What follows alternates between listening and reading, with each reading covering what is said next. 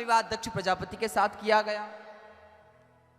और जो मनु महाराज की तीसरी कन्या थी प्रसूति, दक्ष के साथ ब्याह दी। और प्रसूति माता और दक्ष महाराज को ब्रह्मा जी ने आज्ञा की कि आप सृष्टि को आगे बढ़ाओ। तो दक्ष के यहाँ 10,000 प्रचेता पुत्र प्रकट हुए। कितने पुत्र? 10,000 प्रचेताओं में नाम दिया गया है। दक्ष ने कहा भाई तुम सभी का विवाह कर दिया जाएगा, पर इसके पहले विवाह के योग्य बन जाओ। विवाह के योग्य बन जाओगे तो तुम्हारा ब्याह हो जाएगा। बोले विवाह के योग्य कैसे बनेंगे? बोले पहले तपस्या करो।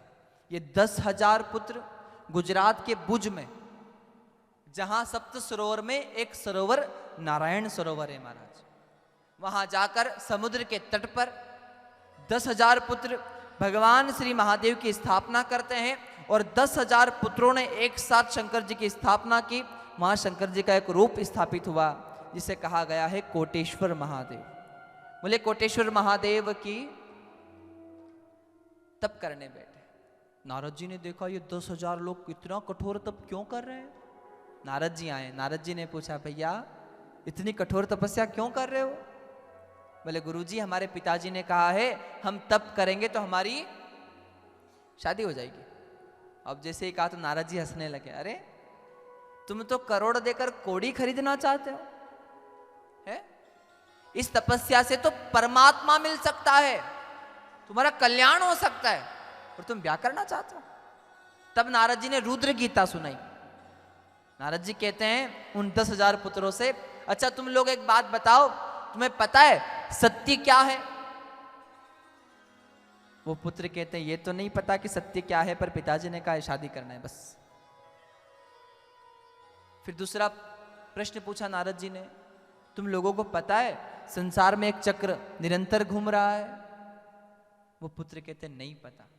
फिर नारद जी ने पूछा भाई तुम लोगों को पता है इस संसार में एक ही पुरुष है? वो 10,000 कहते हैं नहीं पता। तुम लोगों को पता है कि संसार में एक ही ऐसा देश है जहां जाया जा सकता है, वहां से वापस कोई नहीं आया? वो कहते हैं ये भी नहीं पता। गुरुजी आप बताओ। अब ये 10,000 महाराज, इनके मन में श्रद्धा प्रकट हो जाती है, जिज्ञासा प्रकट हो जाती है और ये चरणों में गिर जाते हैं। गुरुजी आप बताइए ना सत्य क्या है? और सत्य क्या है साहब? सब लोगों को पता है। आखिर में क्या कहते हैं?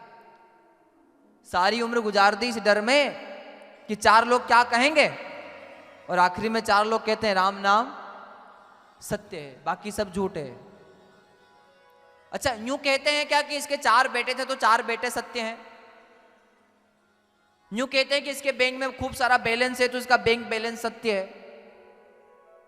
यूं कहते हैं कि इसके बहुत बड़ी गाड़ी या बहुत बड़ा बंगला है तो इसका बंगला सत्य है? इसके बहुत ऊंचा पद था तो इसका पद सत्य है? एक चीज कही जाती है, क्या? राम नाम हरि नाम सत्य है, बाकी सब झूठ है। और इस जीवन में हमने जो सत्य के मार्ग पर जो सत्य काम कर दिए, सत्य क्या? किसी असहाय की सेवा कर दी, ये भी सत्य, ये पुण्य है, और ये हमारा। तो यहां नारद जी कहते हैं एक चीज सत्य है, वो है परमात्मा, बाकी सब मिथ्या है महाराज। फिर कहा आगे, वो याचक महाराज, वो प्रचेता कहते हैं गुरुजी आप बताओ ना कौन सा चक्र निरंतर हमारे सर पे घूम रहा है? बोले वो चक्र है काल चक्र, जो निरंतर हमारे सर पे घूम रहा है। जैसे सूर्य की किरण उदय, महाराज सूर्य जब उदय होता है ना, जब पहली किरण उदय होती है उस समय काल पुरुष हमारा एक दिन कम कर देता है। एक दिन चला गया। और ध्यान देना, दुनिया की सारी दौलत देने के बाद भी आप एक मिनट वापस नहीं खरीद सकते। खरीद सकते हैं क्या? कितना बड़ा प्रमाण दिया महाराज। अरे पिता भर्ती हो जाए, और पिता भर्ती हो जाए अस्पताल में, बेटा लेके जाए, डॉक्टर कह दे भाई मेरे बस का ही नहीं, अब नहीं बचेगा, तो वो बेटा नहीं कहता है डॉक्टर से डॉक्टर साहब बचा लो ना। भले ही करोड़ रुपए लग जाए तो लगा दूंगा, पर मेरे पिता को बचा लो। तो डॉक्टर क्या कहता है? भाई मैं नहीं, अरे डॉक्टर साहब 10 करोड़ लगे तो लगा दूं, पर 1 साल बढ़ा दो भले। वो डॉक्टर कहता है तू 10 करोड़ दे दे, फिर भी मैं 1 साल तेरे पिता का नहीं बढ़ा सकता।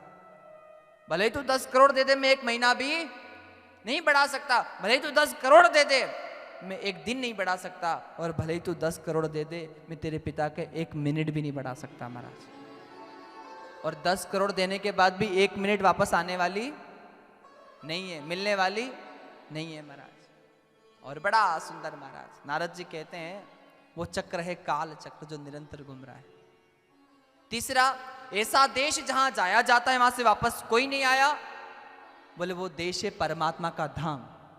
यद गतवान निवृतन्ते तद धामम परमम ममः, जो परमात्मा की भगवत प्राप्ति करके भगवान के धाम को चला जाता है वो मुक्त हो जाता है, अविनाशी हो जाता है, फिर महाराज उसका पुनः जन्म नहीं होता। चौथा कहा कौन सा पुरुष जो सब में व्याप्त है, बोले वो पुरुष परमात्मा है, एक ही पुरुष और वो सदाशिव है, बाकी हम सब महाराज उसकी आत्मा है, वो परमात्मा है। अब ये 10,000 पुत्रों को मन में वैराग्य प्रकट हो जाता है और पिताजी ने शादी करने का कहा था, नारद जी की कथा सुन ली तो सन्यासी बन गए।